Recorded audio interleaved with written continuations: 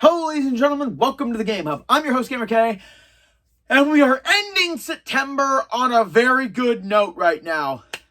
Right now, where I am, the weather is going very odd. It's cold, it's a little warm, it's cloudy, it's rainy, it's storming, it's nice, it's insanity. But right now, it's time to end this month and start Villain Month next week with a very good start.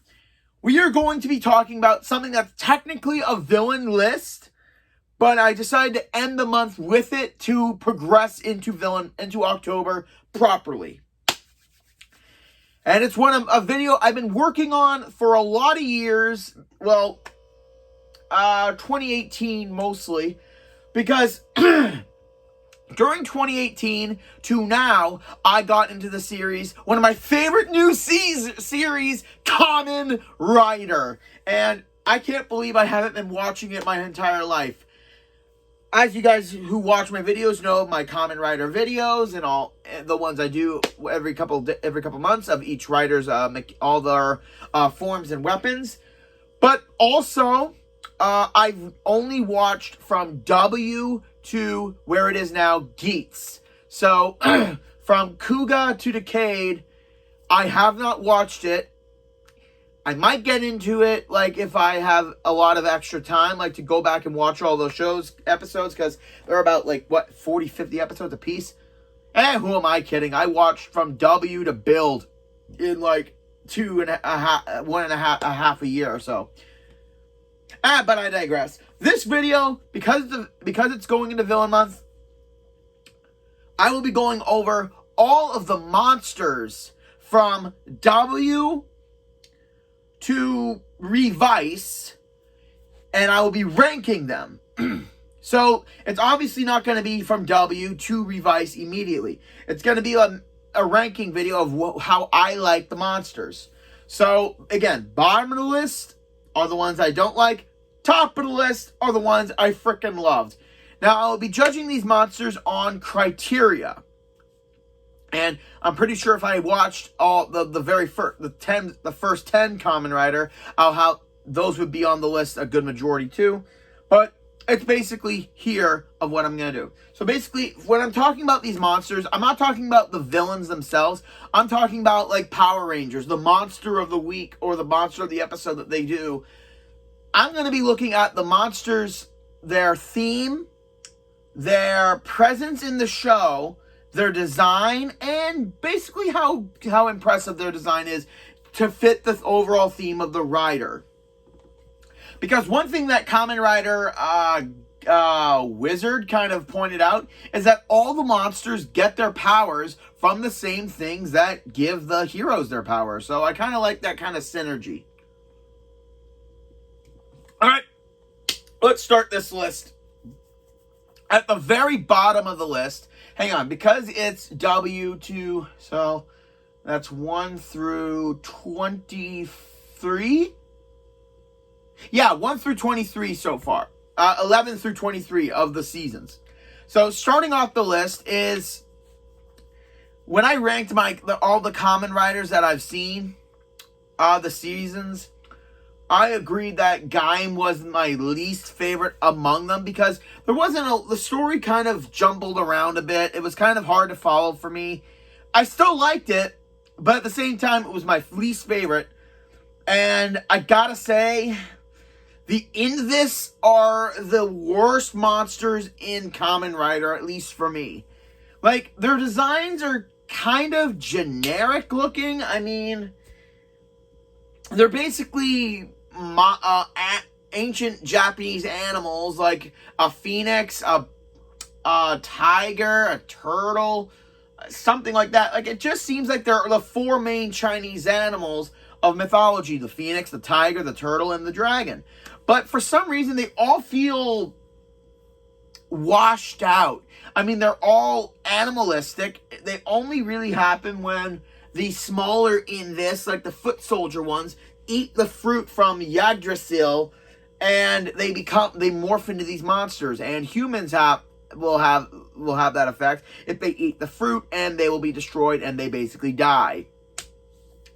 But when there's scenes where it's up close to the Invis, it just seems like the design, you can see like it's molded, but the colors are just camouflaging the entire design, and it's really hard to see what kind of creature it is until you get like to the end of the season, and then they start bringing out these colorful ones that actually talk. So yeah, the Invis, not really that creative. They kind of fall off kilter considering we're fighting, mostly the riders are fighting each other, so what's the point in having these monsters? So yeah, Invis, bottom of the pack. The next one on the list is honestly a big surprise for me because you could not tell this was going to be a terrible concept. The Maggot from Saber. I hope I'm saying this right. The Maggot. Yeah, which are basically the creatures within the storybooks. And because of the 3 types of stories. We got Legolas with the legendary monsters. We got Zeus with the animals. And we got Storius with the fables. So we get one of 3 different types of monsters. We either get one that's based on a legendary creature. We got one that's based on an actual animal. And then we got one that's based on a fairy tale. My problem with this is, from the start of Saber to where they start turning people into the creatures, to the people who can start to see the world, the book world, there's not that many of them. It's kind of like Operation Overdrive Power Rangers, where they didn't make as many monsters because it was just fighting the same bad guys over and over again, and they just keep making giant machines and stuff. That's what Saber's monsters do for me. They're interesting concept, but at the same time, there are so few of them that they have to be at the bottom of the list. So, yeah, we'll close the book on this one. Okay, next up are the Smash, which from Build. Same problem. Great concept right from the get-go, but then later on they start using the same ones, but they make them all chrome and black and make that immediate. It's basically the Kingdom Hearts, World of Warcraft video games concept. You take the same thing you fought before, give it a paint job, and it suddenly becomes stronger. Yeah, the Smash had a really cool concept of it being the people who were experimented on with the bottles with the essence, and then Bill gets the essence once he defeats them and uses it for the full bottles. For people who don't know Kamen Rider, you need to watch it in order to understand what the hell I'm talking about. But overall, the Smash suffer the same problem as the Invis and the Maggot. They're cool. We get a handful of them. But then later on, they're kind of thrown away for fighting the riders themselves. So yeah, build up. Next up are the Gamma, which is from Kamen Rider Ghost. Now, I do really, really like the Gamma. Even though I think Ghost was, again, one of the weaker seasons for me. I still like the seasons, but you can like something, but you kind of point out when it's somewhat bad. And that's one of the good things about being a reviewer. I can love something, but at the same time, I can still be critical about it. The Gamma are basically ghost monsters that embody the spirit of items of dead revolutionaries. Like we've got one of Picasso, we've got one of the Wright brothers, who else? Who else? You know what? I'll put 2 up here. I'll do the research and I'll have the mystical voice edited in. So we can, what do you mean you're not gonna help? So all the times you poke out just to make fun of me, and now that I actually need you, you're not going to help.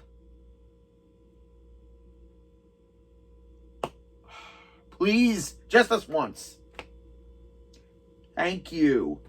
Okay, so they should be up there right now, and I'm going to go immediately into the next one. Even though it was one of my favorites, the monsters still suffered the same thing as the first 5 monsters. Oh, right, the Gamma. The Gamma, again, as cool as they are, they're used near the beginning, and a little bit towards the end. But at the same time, they aren't really used that much, because the actual monsters are that supreme being tablet creatures that turn into monsters, and we only use a couple of them. It feels like they couldn't come up with the ideas quick enough. So, yeah. Going on to what is now one of my favorite seasons, but the monsters just lacked a little bit, because again, we do the exact same thing the other ones have done. The bottom 5, the bottom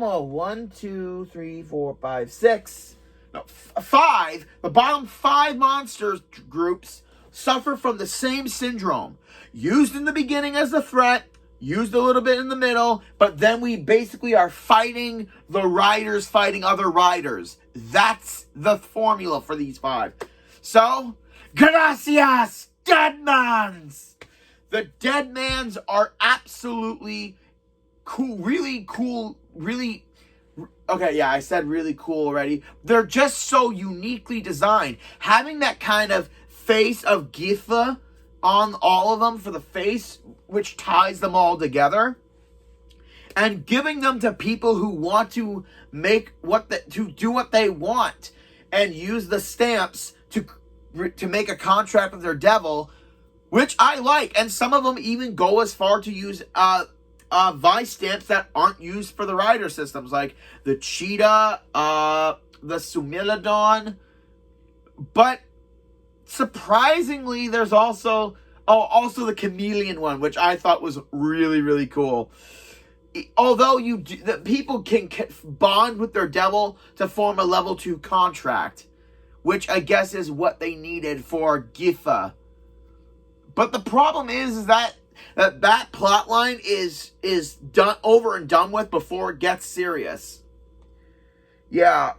So yeah, minus points for the Deadmans. I mean, here are a couple of them. Really cool designs. I really do love the theme of using the stamps to make people bond with their devil. But again, it's thrown out the window just as quick as it comes in to the equation. So I gotta lower it. It's above the other 4 because it's new, so I have to give it a little leeway. Now this one may sound really freaking ridiculous, but it's at the middle of the group because again, they use a little bit of it, they use it majorly, and the differences between them are perfect. We have the Yummies from Kamen Rider O's, which are created by the Greed.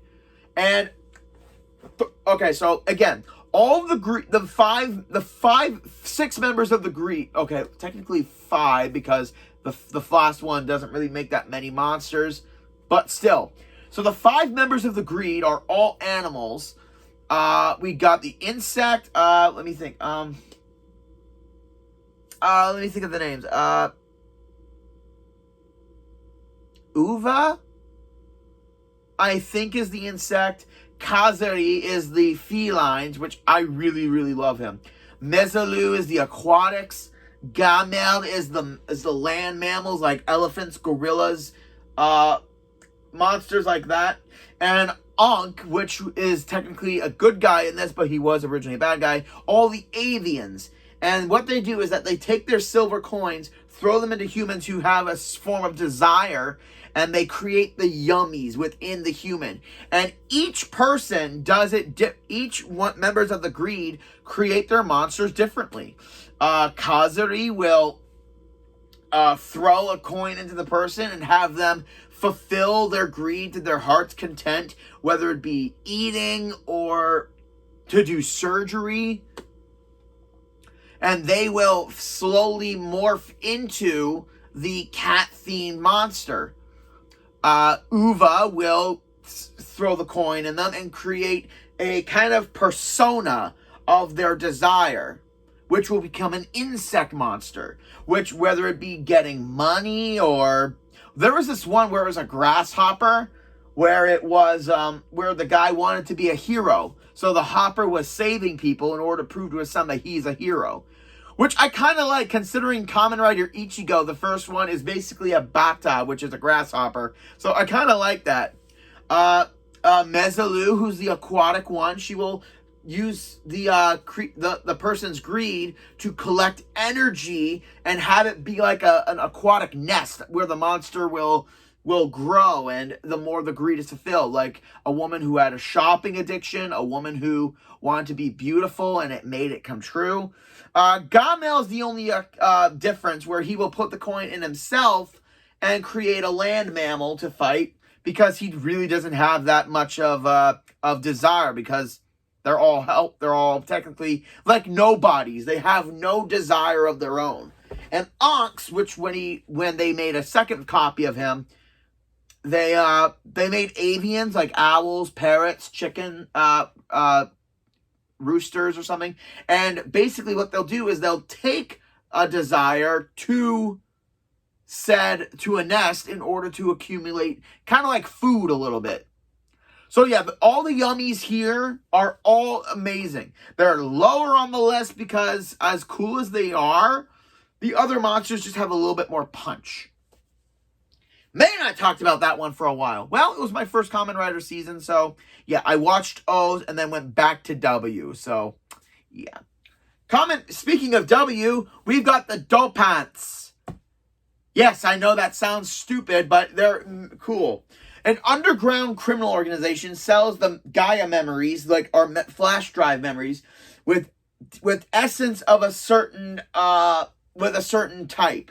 Whether it be magma, T-Rex, a Triceratops, violence, liar. Basically, you sell them to someone, they get an imprint on somewhere on their body, they put it, they tag it, and they become the monster. Basically, they can do whatever the hell they want with it. Basically, it's like giving...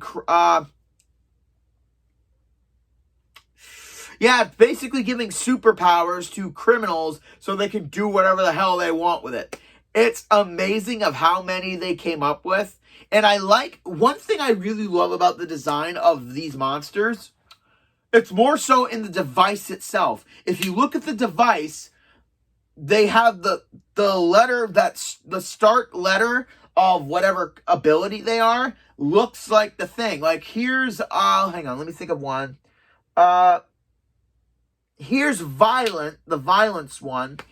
And here's the T-Rex one. So you can see the image of the letter is morphed with the ability. Or here's yesterday.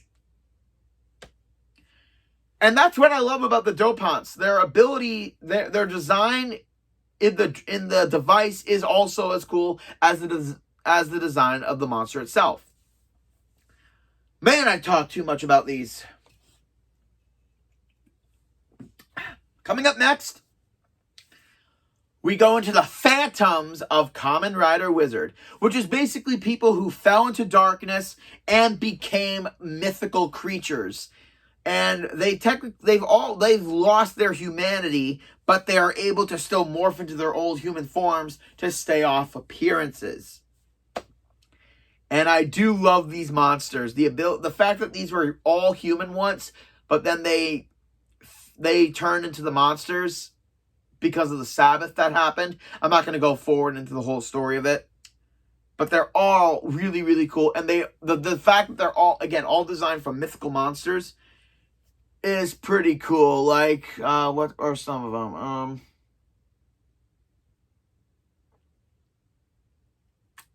Here are some of them. I can't remember all of them. But they're all really, really, really well designed. And it's just so... it's just cool to see these kind of concepts. And we haven't really seen this kind of concept in a while. So hopefully we will again soon. Next up, we shift into gear as we go into Kamen Rider Drive with the Roidmans, which are these mechanical creations, and they all have a number identification. And the more common ones are themed after a cobra, a bat, and a spider, which are basically the three animals that are often seen in a lot of Kamen Rider if you look hard enough. And a majority of these will take on different forms and become upgraded. But when they're destroyed, their number is destroyed, so they vanish as well. Basically, the Roidmans want to take over the human race, I believe. I'm not 100% on that because it's been a while since I've watched Drive. But overall, the designs are really, really cool. And it definitely gives you the feel of the flesh mixed with the mechanical kind of concept.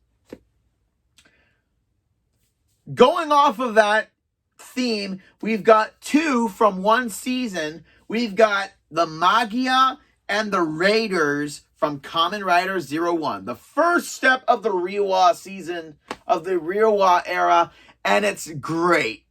First, we have the Magia, which are human gears, which are human-looking androids that are all given a purpose. And the terrorist organization, Metsubinishi.net, Metsubinrai.net. I think that's how you pronounce it. It's been a while. They will take the key, put it into the force riser for the machines, and override them, turning them into the cybernetic monsters based on the monsters. Like we've got the Gairu, which is a frog. We've got Mogura, which is a mole. Yeah, because of Kamen Rider, I've learned a whole bunch of Japanese words for animals, which I do really like, in order to cause them to go havoc, to liberate them from humanity's clutches. So, Kamen Rider 01 is basically iRobot with a little bit of Detroit Become Human. Yeah. So, I do like that, and it's done for the first half of the season. And then, when it's human gears versus humans, like in a competition, humans are given the Raider system, where they use the same ones, but they turn into humanoid monsters. And it's absolutely pretty cool. So here are a couple of them. We've got Dynamiting Lion, Crushing Buffalo, and a whale one. And I like the synergy of this. First half, it's stopping the human gears from becoming corrupt, and then it's the humans who are trying to stop the human gears from actually becoming human themselves, much like Detroit Become Human, which I do enjoy this synergy of the monsters. And then again, it's done because they end up fighting the riders themselves, which happens a lot in Kamen Rider, but I still love these monster ideas. Okay, we're in the top 3 now. Next are the Zodiarts from Kamen Rider Forze. This is one of the few times where I actually love the monsters more than I love the actual humans. So it's all based around a high school where the horoscopes are giving students of this high school the Zodiart switches, which all correlates to different different constellations. We've got Draco, we've got Bixis, the compass, we've got the altar, we've got a comb, and one of the cooler ones, at least for me, we have... Actually, you know what? They're all freaking fantastic. And what's cool about them is that it's in order to find all 12 horoscopes. Because once a Zodiac user has potential, they morph into, it changes into the 12 horoscopes, which is basically the 12 zodiac signs. And the Zodiarts are perfect. It's basically teenagers being given abilities just to take revenge on people who screwed them over. You know, high school drama. And it's always and it's done right. Because if a Power Ranger season can come up with something like this for one of the Super Sentais, I'm all for it. But using the teenage drama to create monsters is a great idea, and Forze did it in spades. And for the 40th anniversary of Kamen Rider, they did it perfectly. And now, let's a game, mooch a game, what's your name? Okay, you know what? I'm not gonna sing it this time. I'm just gonna let the sound effect do it.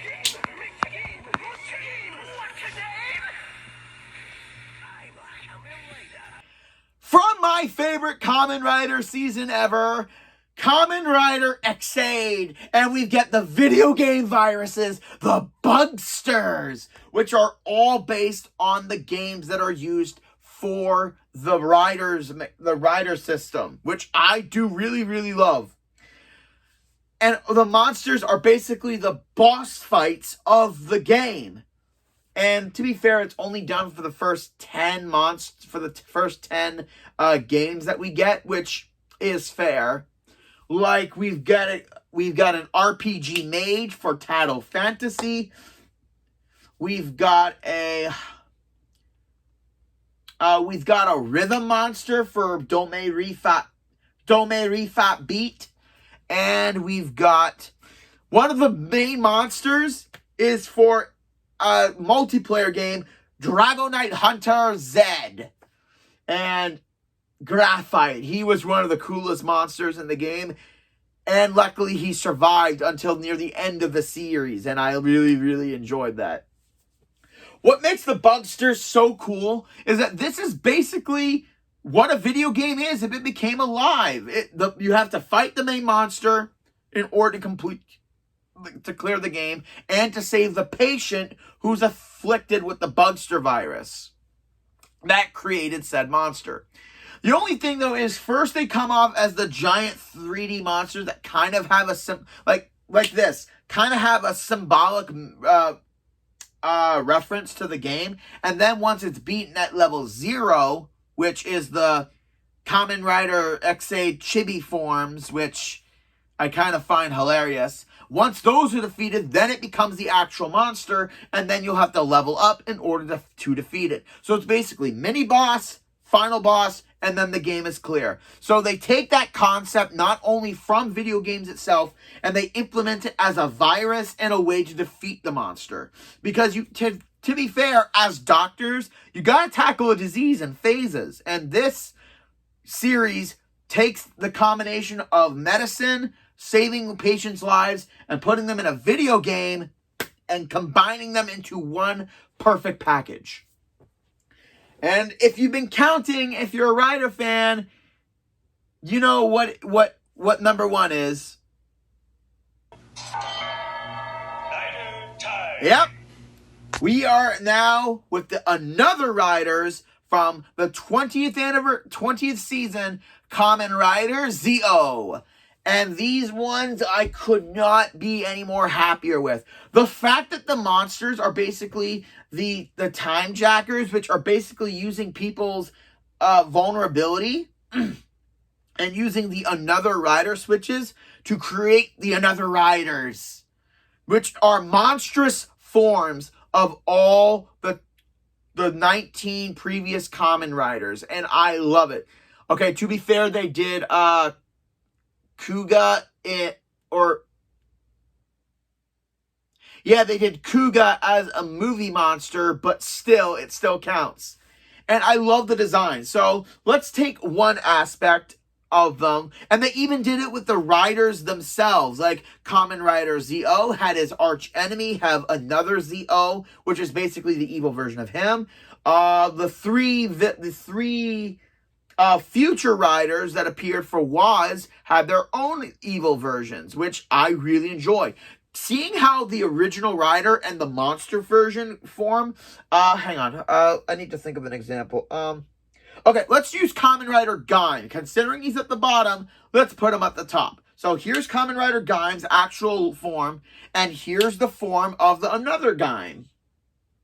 You see the monstrous difference, and I love that every single one has the name of said monster, of said rider, and the year they were from. Because technically this does involve time travel a little bit. And I do love, because it's the 20th season, they have a bunch of previous riders from Ryuki, from Blade, from G3, from Kabuto, from all the ones I never saw, kind of give a little context to their seasons, so I kind of understood a little bit without having to watch it. And at the same time, I felt like I knew these characters. I knew what they went through, and now they have to go through this shit again. Also, another form. Here's Kamen Rider Ryuki, which was the third Kamen Rider ever made, and here's his monster form. It's awesome. And the way they do it, it's magnificently done.